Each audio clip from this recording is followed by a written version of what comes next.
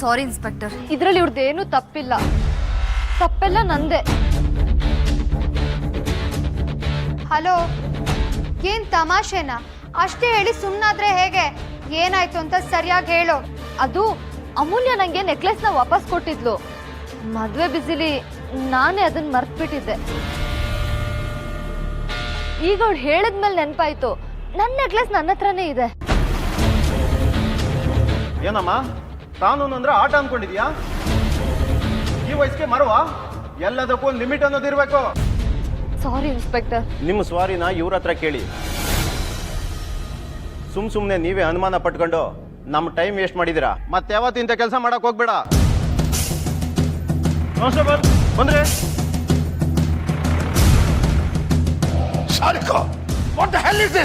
ದೊಡ್ಡಪ್ಪ, ಈ ಪ್ರಶ್ನೆನ ನೀವಾಗ್ಲೇ ಕೇಳಬೇಕಿತ್ತು. ಈ ಕೇಳಿ ಏನು ಪ್ರಯೋಜನ ಇಲ್ಲ.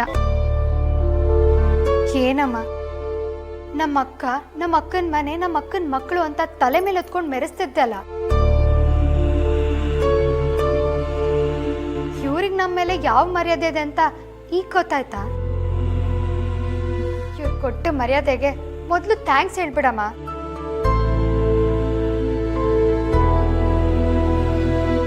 ಅಪ್ಪ, ನಿಮ್ಗೆ ರಜೆ ಸಿಗದೆ ಮದ್ವೆಗೆ ಬರ್ದೇ ಇದ್ದಿದ್ರೇನೆ ಚೆನ್ನಾಗಿರ್ತಿತ್ತು. ಕಷ್ಟ ಪಟ್ಕೊಂಡು ಬಂದಿದ್ದಕ್ಕೆ ಇದನ್ನೆಲ್ಲ ನೋಡ್ಬೇಕಾಯ್ತು. ಅಮ್ಮ ಪುಟ, ಬೇಡ ದೊಡ್ಡಮ್ಮ, ನೀವೇನು ಹೇಳ್ಬೇಡಿ. ನಮ್ಗೆ ಯಾರ ಮೇಲೂ ಯಾವ ಕೋಪನೂ ಇಲ್ಲ. ಬಡವ್ರನ್ನ ಪ್ರಪಂಚ ನೋಡೋದೇ ಹೇಗೆ, ನೀವು ಹಾಗೆ ನೋಡೋದ್ರಿ. ನಿಮ್ಮೇಲೆ ತುಂಬಾ ಗೌರವ ಇಟ್ಕೊಂಡಿದ್ವಿ, ಆದ್ರೆ ನೀವು ಒಂದ್ ಮಾತು ಆಡ್ದೆ ಸುಮ್ಮನೆ ಆಗ್ಬಿಟ್ರಿ.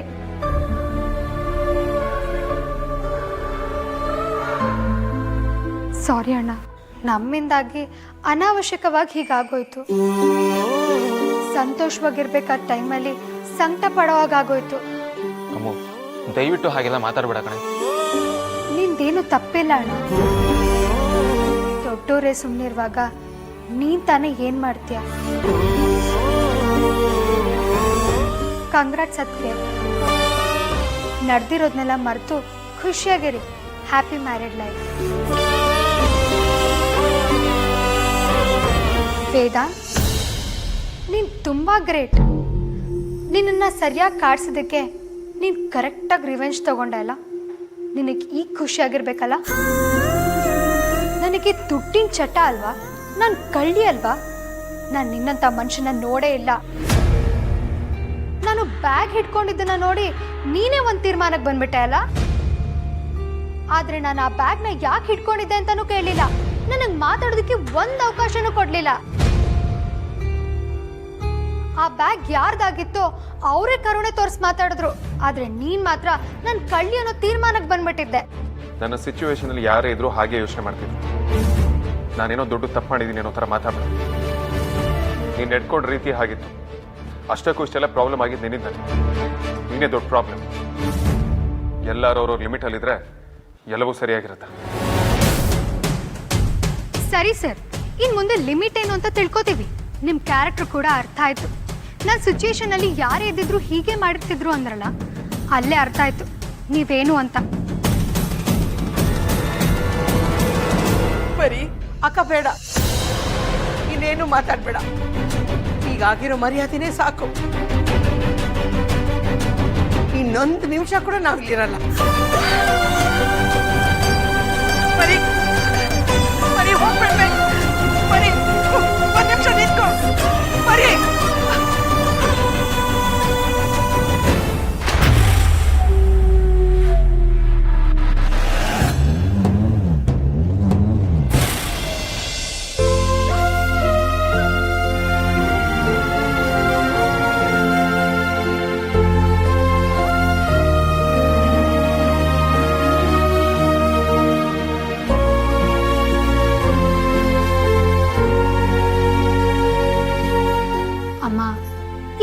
ದಿಕ್ತೋಷ್ದ ಕೂತ್ಕೊಂಡ್ರೆ ಹೇಗಮ್ಮ? ಎಲ್ರೂ ಮುಖ ಸಪ್ಪೆ ಮಾಡ್ಕೊಂಡಿದ್ದಾರೆ. ಆಗಿದ್ನೆಲ್ಲ ಮರ್ತ್ಬಿಡಮ್ಮ. ಮಾತಾಡೋದು ತುಂಬ ಸುಲಭ ಅಮ್ಮ, ಆದರೆ ಮನಸ್ಸಿನ ವೇದನೆನ ಅಷ್ಟು ಸುಲಭವಾಗಿ ಮರೆಯೋಕ್ಕಾಗಲ್ಲ. ಅಮ್ಮ, ನೆಕ್ಲೆಸ್ ಕದ್ದಿದ್ದು ನಾವಲ್ಲ, ನಾವು ತಪ್ಪು ಮಾಡಿಲ್ಲ ಅಂತ ಎಲ್ರಿಗೂ ಗೊತ್ತಾಯ್ತಲ್ಲ. ಗೋಡೆಗೆ ಹೊಡೆದಿರೋ ಮೊಳೆ ಸರಿಯಾಗಿಲ್ಲ ಅಂದರೆ ಕಿತ್ತು ಹಾಕ್ಬೋದು, ಆದರೆ ಕಲೆನ ಅಳಿಸೋಕ್ಕಾಗಲ್ಲ. ಆಗಿದ್ದಾಗೋಯ್ತಮ್ಮ. ನಮ್ಮೇಲಿನ ಆರೋಪ ನಿಜ ಆಗ್ಲಿಲ್ಲ ಅನ್ನೋದೇ ಸಮಾಧಾನ ಅಲ್ವಾ? ಇನ್ನು ಎಷ್ಟೊತ್ತು ಅಂತ ಅದೇ ವಿಷಯನ ನೆನ್ಪು ಮಾಡ್ಕೊಂಡು ಕೊರ್ಗೋಕ್ಕಾಗುತ್ತೆ ಹೇಳು? ನಮ್ಮ ಹತ್ರ ಇರೋ ವಸ್ತುನ ಕಳ್ಕೊಂಡ್ಬಿಟ್ರೆ ಅದನ್ನು ಮತ್ತೆ ತರಬಹುದು, ಆದರೆ ಒಂದು ಸಲ ಮರ್ಯಾದೆ ಹೋಗ್ಬಿಟ್ರೆ ಅದು ಮತ್ತೆ ಬರಲ್ಲ ಅಮ್ಮೋ. ಸತ್ಯ ಯಾರ ಕಡೆ ಇದೆ ಅಂತ ತೂಕ ಮಾಡೋಷ್ಟು ತಾಳ್ಮೆ ಜನಕ್ಕಿರಲ್ಲ, ಆದರೆ ಮನಸ್ಸಿನಲ್ಲಿ ಆಗಿರೋ ಗಲಾಟೆ ಮಾತ್ರ ನೆನಪಲ್ಲಿ ಉಳಿದಿರುತ್ತೆ. ನಡೆದಿರೋ ವಿಷಯ ಎಲ್ಲ ಪ್ರಚಾರ ಆಗಿಬಿಟ್ರೆ ನಮ್ಮ ಆರ್ತಿನ ಮದುವೆ ಆಗೋಕ್ಕೆ ಯಾರು ಮುಂದೆ ಬರ್ತಾರೆ? ಆಪಾದನೆ ಸಾಬೀತಾಗದೇ ಇದ್ರು ನಮ್ಮಂಥ ಬಡವರ ಜೀವನ ಹಾಳಾಗೋಕ್ಕೆ ಒಂದು ಆರೋಪ ಸಾಕು ಕಣೆ. ಅಲ್ಲಿ ಏನಾಯ್ತು ಅಂತ ನಂಗೆ ಈಗಲೂ ಅರ್ಥ ಆಗ್ತಾ ಇಲ್ಲ. ಸಾರಿಕಾ ಯಾಕೆ ನಮ್ಮನ್ನು ಸಿಗಾಕ್ಸೋಕೆ ನೋಡಿದ್ಲು? ಆಮೇಲೆ ಅವಳಾಗವಳೆ ಯಾಕೆ ಸೈಲೆಂಟ್ ಆದ್ಲು? ಅಮ್ಮು, ಅಲ್ಲೇನು ನಡೀತು ಅಂತ ನಿನ್ಗೊಬ್ಳಿಗೆ ಗೊತ್ತಿರೋದು. ಅಲ್ಲ ಪುಟ್ಟ, ನೀವಿಬ್ರು ಒಳಗಡೆ ಹೋಗಿ ಏನು ಮಾತಾಡಿದ್ರಿ? ಅಲ್ಲೇನು ನಡೀತು? ನೆಕ್ಲೆಸ್ ಕದ್ದಿದ್ದು ಬೇರೆ ಯಾರೂ ಅಲ್ಲ, ಅದು ಸಾರಿಕಾನೇ.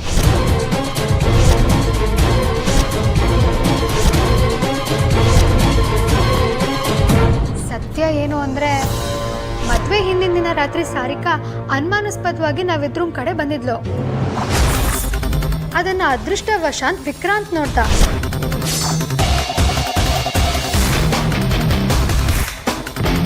ಯಾರು ಇಲ್ದಿದ್ದಾಗ ಅವಳೊಬ್ಳೆ ರೂಮಿಗೆ ನುಗ್ಗಿದ್ದನ್ನ ನೋಡೋ ವಿಕ್ರಾಂತ್ ಸಾರಿಕಾ ನಡವಳಿಕೆಯಲ್ಲಿ ಅವನಿಗೆ ಡೌಟ್ ಬಂದು ಅವಳು ನೆಕ್ಲೆಸ್ ಕದ್ದಿದ್ದನ್ನ ಅವ್ನು ವಿಡಿಯೋ ಮಾಡ್ಕೊಂಡ.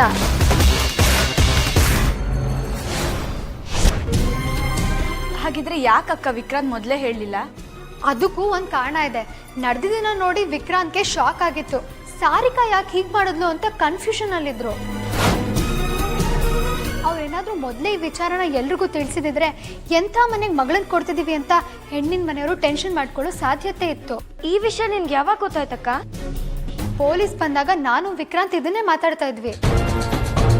ಅವರು ನಡೆದಿದ್ನೆಲ್ಲ ಹೇಳಿ ನನಗೆ ವಿಡಿಯೋ ತೋರಿಸಿದ್ರು. ನಾನು ಆ ವಿಡಿಯೋ ಹಿಡ್ಕೊಂಡು ಸಾರಿಕಂಗೆ ಬುದ್ಧಿ ಕಲಿಸ್ದೆ. ವಿಕ್ರಾಂತ್ ಇರಲಿಲ್ಲ ಅಂದಿದ್ರೆ ಸಾರಿಕಾ ನನ್ನ ಮೇಲೆ ಗೂಬೆ ಕೂರಿಸಿ ಸ್ಟೇಷನಿಗೆ ಕಳಿಸಿರೋಳು. ಇಷ್ಟೇ ನಡೆದಿತ್ತು.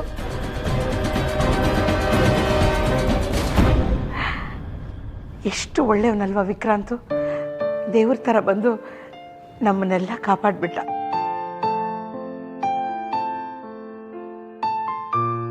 ಎದುರುಗಡೆ ಹುಡುಗಾಟ ಆಡಿದ್ರು ತುಂಬಾ ಒಳ್ಳೆಯವರು. ನಾನು ಅವತ್ತೇ ಹೇಳಿರ್ಲಿಲ್ವಮ್ಮ, ನಾವ್ ಯಾರಿಗೂ ಮೋಸ ಮಾಡಿಲ್ಲ, ದೇವ್ರು ನಮ್ಗೊಂದು ದಾರಿ ತೋರಿಸ್ತಾನೆ ಅಂತ. ಹೌದು, ದೇವರು ಆ ಹುಡುಗನ ರೂಪದಲ್ಲಿ ಬಂದ. ಈ ಕಾಲದಲ್ಲಿ ಇಂಥ ಹುಡುಗರು ತುಂಬ ಅಪರೂಪ. ಅದರಲ್ಲೂ ಶ್ರೀಮಂತರ ಮನೇಲಂತೂ ಸಾಧ್ಯನೇ ಇಲ್ಲ. ಇವನಿಂದಾಗಿ ನಮ್ಮನೆ ಮಾನ ಮರ್ಯಾದೆ ಇವತ್ತು ಉಳಿತು ಅಲ್ವಾ ಆರ್ತಿ? ಹೌದಮ್ಮ. ಹೌದಮ್ಮ, ನಾವಷ್ಟೆಲ್ಲ ಬೈದ್ರು ಅವ್ರು ಒಂದ್ ಮಾತು ವಾಪಸ್ ಆಡ್ಲಿಲ್ಲ. ತುಂಬಾ ಅಂದ್ರೆ ತುಂಬಾ ಒಳ್ಳೆ ಹುಡುಗ ಅಲ್ವಾ ಅಕ್ಕ? ಹುಡುಗ ಹಾಗಿದ್ದಾನೆ ಅಂದರೆ ಅದಕ್ಕೆ ಅವ್ರ ಅಪ್ಪ ಅಮ್ಮ ಕಾರಣ ಆಗಿರ್ತಾರೆ. ಅವರು ಮಗನ್ ಬೆಳೆಸಿರೋ ರೀತಿಗೆ ನಾವು ಮೆಚ್ಚುಗೆ ಕೊಡಬೇಕು. ಸಾಕು, ಸುಮ್ಮನೆ ಇರ್ರಿ. ಅವ್ರ ದೊಡ್ಡ ಹುಡುಗನ ನೋಡಿದ್ರೆ ಗೊತ್ತಾಗಲ್ವಾ ಅವ್ರು ಕೊಟ್ಟಿರೋ ಸಂಸ್ಕಾರ ಎಂಥದ್ದು ಅಂತ. ಬಿದ್ದವ್ರ ತಲೆ ಮೇಲೆ ಕೈಗೊಂದು ಕಲ್ಲು ಅನ್ನೋ ಹಾಗೆ ಅವನು ಆ ಸಾರಿಕಾ ಜೊತೆ ಸೇರ್ಕೊಂಡು ಅವಳು ಹೇಳಿದಕ್ಕೆಲ್ಲ ಸೊಪ್ಪು ಹಾಕ್ತಿದ್ದ. ದೊಡ್ಡ ಗೂಬೆ ಅದು, ಶುಂಠಿ ಶಂಕರ. ಹಿಂದೆ ಮುಂದೆ ಗೊತ್ತಿಲ್ಲದೆ ಮಾತಾಡಕ್ ಬಂದ್ಬಿಡ್ತಾನೆ, ಅವಿವೇಕಿ. ಹೋಗ್ಲಿ ಬಿಡು ಪರಿ, ನಮಗೆ ಕೆಟ್ಟದ್ದು ಮಾಡೋರನ್ನ ಮರೆತು ಒಳ್ಳೇದು ಮಾಡೋರನ್ನ ನೆನೆಸ್ಕೋಬೇಕು. ಆಯ್ತಾಯ್ತು.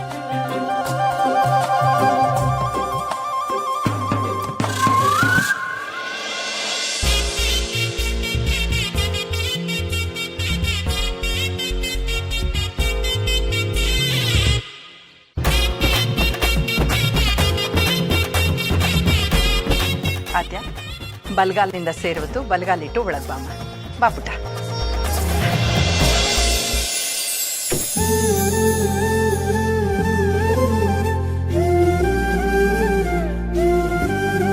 ಆದ್ಯ, ಇವತ್ತಿಂದ ನೀನು ಈ ಮನೆ ಮೆಂಬರ್ ಅಮ್ಮ.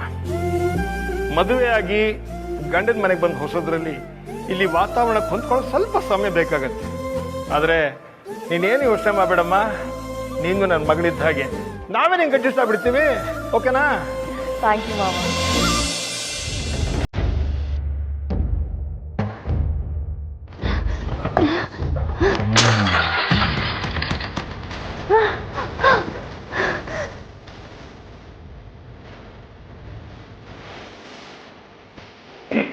ಸರಿ, ಇಬ್ರು ತುಂಬಾ ಸುಸ್ತಾಗಿದ್ದೀರಾ, ಹೋಗಿ ರೆಸ್ಟ್ ತಗೊಳ್ಳಿ. ಕರ್ಕೊಂಡು ಹೋಗೋ. ಸರಿಯಪ್ಪ. ಅದ್ಯಾ ಬಾಗೋಣ.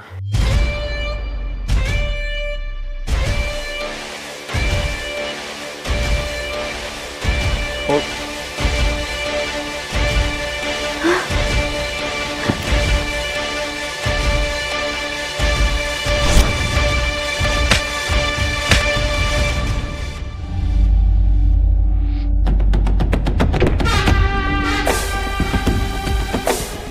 ನಿನಗೂ ಇದೇ ಗತಿ ಬರುತ್ತೆ ಅಮೂಲ್ಯ. ನನಗೆ ಹೊಡೆದೆ ಅಲ್ವಾ, ನಾನು ಮಾತ್ರ ನಿನ್ನನ್ನು ಖಂಡಿತ ಸುಮ್ಮನೆ ಬಿಡಲ್ಲ.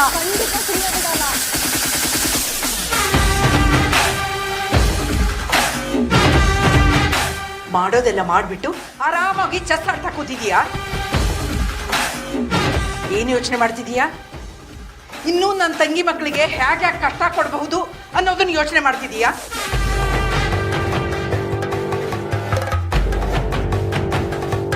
ನಿಂತ್ಕೊಳ್ಳೆ. ಈಗ ನಿನಗೆ ಸಮಾಧಾನ ಆಗಿರ್ಬೇಕಲ್ಲ? ಅಂತೂ ನೀನು ಅಂದ್ಕೊಂಡದನ್ನ ಕೊನೆಗೂ ಸಾಧಿಸೇ ಬಿಟ್ಟೆಲ್ಲ. ಯಾಕೆ ನಿನಗಿಂತ ದುರ್ಬುದ್ಧಿ? ಇದಕ್ಕೆಲ್ಲ ಕಾರಣ ನೀನೇ ಅಮ್ಮ. ನನ್ನನ್ನು ಅಪ್ಪರ್ ಕ್ಲಾಸಿಗೆ ಸೂಟ್ ಆಗೋ ಥರ ಬೆಳೆಸಿದ್ರಿಂದಾನೆ ನಾನು ನನ್ನ ಸ್ಟೇಟಸ್ಗೆ ತಕ್ಕಂತೆ ನಡ್ಕೋತಾ ಇದ್ದೀನಿ. ಅಡಿಗೆ ಅವ್ರನ್ನ ನನ್ನ ಚಿಕ್ಕಮ್ಮನ ಮಕ್ಕಳು ಅಂತ ಹೇಳ್ಕೊಳಕ್ಕೆ ನನ್ನಿಂದ ಆಗಲ್ಲ. ಹೀಗೆಲ್ಲ ಮಾತಾಡೋದಕ್ಕೆ ಹೇಗೆ ಮನಸ್ಸು ಬರುತ್ತೆ ನಿನ್ಗೆ? ನನ್ನ ತವರಿನ ಕಡೆಯಿಂದ ಅಂತ ಇರೋ ಸಂಬಂಧಿಕರು ಅಂದ್ರೆ ಅವರಷ್ಟೇ. ಅದು ನಿನಗೆ. ನನಗತ್ರ ಯಾವ ಫೀಲಿಂಗ್ಸು ಇಲ್ಲ. ಅವ್ರು ಎಲ್ಲಿರ್ಬೇಕೋ ಅಲ್ಲೇ ಇರಬೇಕು. ಓವರ್ ಆಗಿ ಆಡ್ತಾ ಅಗತ್ಯ ಇಲ್ದಿರೋ ಕಡೆಗೆಲ್ಲ ತಲೆ ಹಾಕಿದ್ರೆ ನಾನು ಹೀಗೆ ಮಾಡೋದು. ಅಂದ್ರೆ ಇದನ್ನೆಲ್ಲ ನೀನೇ ಮಾಡಿದ್ಯಾ ಅಂತ ಆಯ್ತು. ಹೇಳೆ, ಅದೇನ್ ಮಾಡ್ದೆ ಅಂತ ಹೇಳು. ನೀನೇ ಎಲ್ಲ ನೋಡಿದ್ಯಾ, ಇನ್ನೇನು ಹೇಳೋದಿದೆ? ನನ್ನ ತಂಗಿ ಮನೆಯವ್ರದ್ದು ಏನು ತಪ್ಪಿಲ್ಲ ಅಂತ ಗೊತ್ತಿದ್ರು ಯಾಕೆ ಪೊಲೀಸನ್ ಕರೆಸಿ ಅವಮಾನ ಮಾಡ್ದೆ? ಏನ್ ಮಾಡ್ಬೇಕು ಅನ್ಕೊಂಡಿದ್ದೆ ಅನ್ನೋದನ್ನ ಹೇಳಿದ್ರೆ ಸರಿ, ಇಲ್ಲ ಅಂದ್ರೆ ನಿನ್ನ ಪದ್ಮಾ,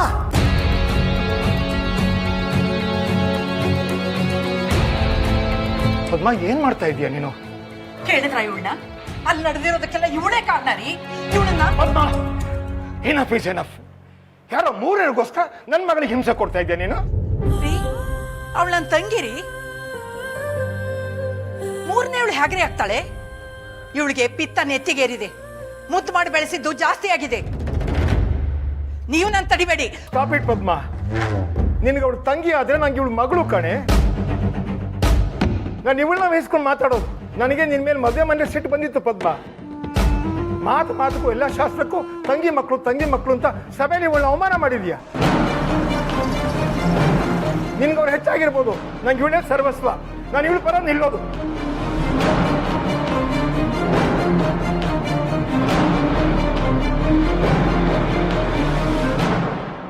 ಅಪ್ಪ, ಇದ್ರಲ್ಲಿ ನಂದೇನು ತಪ್ಪಿಲ್ಲ. ಅಲ್ಲೇನಾಯ್ತು ಗೊತ್ತಾ? ಇಲ್ಲಿ ಬಿಡು ಕಂದ, ಅಲ್ಲಿ ಏನ್ ಬೇಕಾದ್ರೂ ಆಗಿರ್ಲಿ, ಅದೆಲ್ಲ ಮುಗಿದೋದ್ ವಿಚಾರ. ಏನು ಯೋಚನೆ ಮಾಡಬೇಡ, ನಾನು ನಿಮ್ ಜೊತೆ ಇದ್ದೀನಿ. ಯಾರೇನ್ ಬೇಕಾದ್ರೆ ಅಂದ್ಕೊಳ್ಳಿ. B cheerful.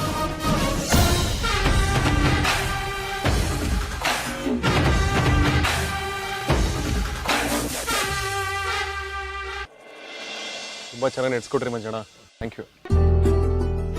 ಅಭಿಷಣ, ತುಂಬ ಚೆನ್ನಾಗಿ ಮಾಡಿಕೊಟ್ರಿ ಅಡುಗೆ ಎಲ್ಲ. Thank you. ಹಲೋ ಅಣ್ಣ, ನಾನು ಆದ್ಯ ಮಾತಾಡ್ತಾ ಇರೋದು. ಹೇಗಿದ್ಯಾ ಅಣ್ಣ? ವಿಕಿ ಅಣ್ಣ ಏನು ಮಾಡ್ತಾ ಇದ್ದಾನೆ? ನಾವೆಲ್ಲರೂ ಚೆನ್ನಾಗಿದ್ದೀವಿ. ನೀನು ಹೇಗಿದೆಯಾ? ಅದೆಲ್ಲ ಸೆಟ್ ಆಯ್ತಾ?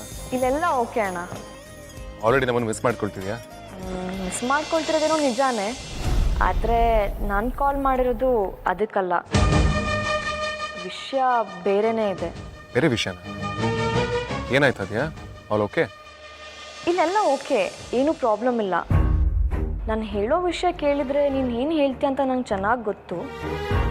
ಆದರೂ ಇದು ನನ್ನ ರಿಕ್ವೆಸ್ಟ್ ಕಣೋ. ಆದ್ಯಾ, ಸುಮ್ಮನೆ ಸುತ್ತಿ ಬೆಳೆಸಿ ಮಾತಾಡಬೇಡ. ಏನು ವಿಷಯ ಹೇಳು. ಅಣ್ಣ ನಿನ್ನ ಹತ್ರ ಅಮೂಲ್ಯನ ನಂಬರ್ ಇದೆ ಅಲ್ವಾ? ಅವಳಿಗೊಂದು ಕಾಲ್ ಮಾಡಿ ಸಾರಿ ಕೇಳೋ. ವಾಟ್? ಸಾರಿ, ಅದು ನಾನು. That's impossible. ಅಣ್ಣ ಪ್ಲೀಸ್, ನಾನು ಹೇಳೋದಕ್ಕೂ ಒಂದು ಕಾರಣ ಇದೆ ಕಣೋ.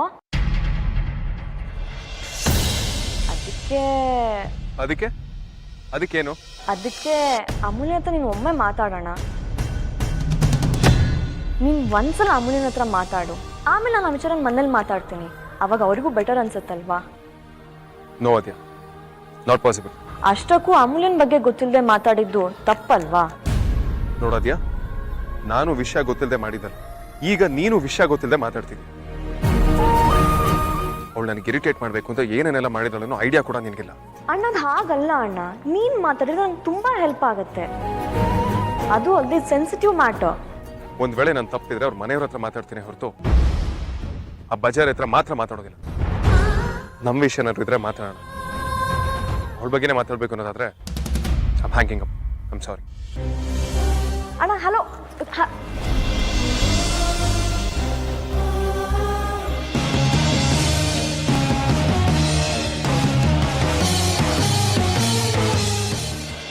ಅಮ್ಮ, ಆಗಿರೋದ್ರ ಬಗ್ಗೆ ಯೋಚನೆ ಮಾಡ್ತಿದ್ರೆ ಏನೂ ಪ್ರಯೋಜನ ಇಲ್ಲ. ನಾಳೆ ತುಂಬ ಆರ್ಡ್ರುಗಳಿವೆ, ಬಾ ಅದ್ರ ಕೆಲಸ ನೋಡೋಣ. ನಮ್ಮವರೇ ನಮಗೆ ಹಿತಶತ್ರುಗಳಾದಾಗ ಮನಸ್ಸಿಗೆ ಎಷ್ಟು ನೋವಾಗುತ್ತೆ ಅಂತ ನಿಂಗೆ ಅರ್ಥ ಆಗಲ್ಲ. ಸ್ವಲ್ಪ ಹೊತ್ತು ಬಿಟ್ಬಿಡಿ, ನನ್ನ ಸರಿ ಹೋಗ್ತೀನಿ. ನಾನು ಫೋನ್ ಹೊಡ್ಕೊತಾ ಇದೆ, ಹೋಗಿ ನೋಡು.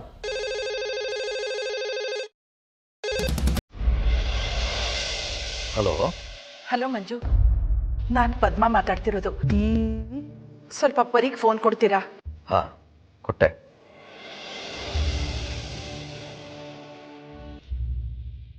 ದೊಡ್ಡಮ್ಮ ಫೋನ್ ಮಾಡಿದ್ದಾರೆ, ಅಮ್ಮನ ಜೊತೆ ಮಾತಾಡಬೇಕಂತೆ. ಅಮ್ಮ ನಿಂಗೆ ಫೋನು. ಯಾರು? ಅತ್ತಿಗೆ ಫೋನ್ ಮಾಡಿದ್ದಾರೆ. ಪ್ರೀ, ತಗೋ ಮಾತಾಡೋ. ಆಗ್ಬಾರ್ದೆಲ್ಲ ಆಗೋದ್ಮೇಲೆ ಏನಕ್ಕಂತೆ ಮತ್ತೆ ಫೋನ್ ಮಾಡ್ತಿದ್ದಾರೆ? ಮಾತಾಡೋಕ್ಕೇನಿಲ್ಲ ಅಂತ ಹೇಳಿ. ಏನು ಇವಳು? ಅಮ್ಮ ಅವ್ರು ಫೋನಲ್ಲಿದ್ದಾರೆ, ಕೇಳಿಸ್ಕೊಂಡ್ರೆ ಬೇಜಾರು ಮಾಡ್ಕೊಳಲ್ವಾ? ಕೇಳಿಸ್ಕೊಂಡ್ರೆ ಕೇಳಿಸ್ಕೊಳ್ಳಿ ಬಿಡು. ಮನ್ಸಲ್ಲಿರೋ ಮಾತನ್ನ ಮನ್ಸಲ್ಲಿ ಇಟ್ಕೊಂಡು ಕೊರಗೋಕ್ಕಾಗಲ್ಲ. ಅವ್ರ ಹತ್ರ ಇನ್ನೂ ಮಾತಾಡೋದೇನು ಉಳಿದಿಲ್ಲ ನನಗೆ.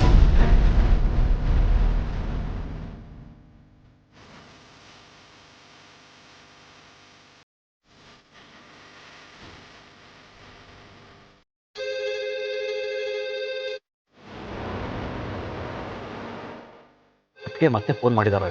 ಒಂದ್ಸಲ ಮಾತಾಡ್ಬಿಡು. ದೇವರಾಣೆ ಪರಿ, ನನಗೆ ಏನೂ ಗೊತ್ತಿರಲಿಲ್ಲ ಕಣೆ. ಒಂದ್ಸಲ ಫೋನ್ ತಗೊಳ್ಳೆ, ನಾನು ಹೇಳೋದನ್ನ ಪೂರ್ತಿಯಾಗಿ ಕೇಳಿಸ್ಕೊಳ್ಳೆ ಪರಿ.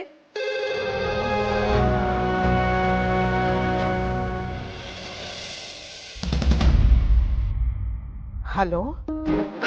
ಹಲೋ ಪರಿ, ನಾನು ಕಣೆ ಪದ್ಮ. ಒಂದು ನಿಮಿಷ ನನ್ನ ಮಾತು ಕೇಳಿಸ್ಕೊಳ್ಳೆ. ಕಾದಿರೋ ಎಣ್ಣೆಗೆ ಉಪ್ಪು ಹಾಕಿದ್ರೆ ಅದು ಸಿಡಿದೇ ಸಿಡಿಯತ್ತಕ್ಕ.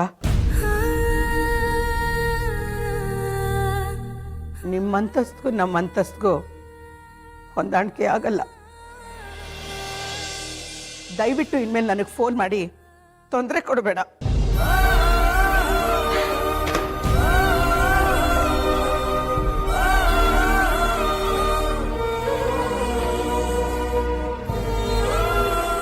ಯಾಕೆ ಪರಿ ಹೀಗೆ ಮಾಡಿದೆ? ವಿಷಯ ಏನು ಅಂತ ಕೇಳೋದಲ್ವಾ? ನನಗೆ ಯಾರ ಅನುಕಂಪನೂ ಬೇಕಾಗಿಲ್ಲ. ಅಷ್ಟು ಜನಗಳ ಮುಂದೆ ಮರ್ಯಾದೆ ತೆಗೆದು ಈಗ ಫೋನ್ ಮಾಡಿ ಸಮಾಧಾನ ಮಾಡ್ತಿದ್ದಾಳ. ಅಡಿಕೆಗೆ ಹೋದ ಮಾನ ಆನೆ ಕೊಟ್ಟರು ಬರಲ್ವಂತೆ. ಬೇಕಾಗಿಲ್ಲ, ಇದು ಸರಿ ಹೋಗಲ್ಲ ಸಂಬಂಧ.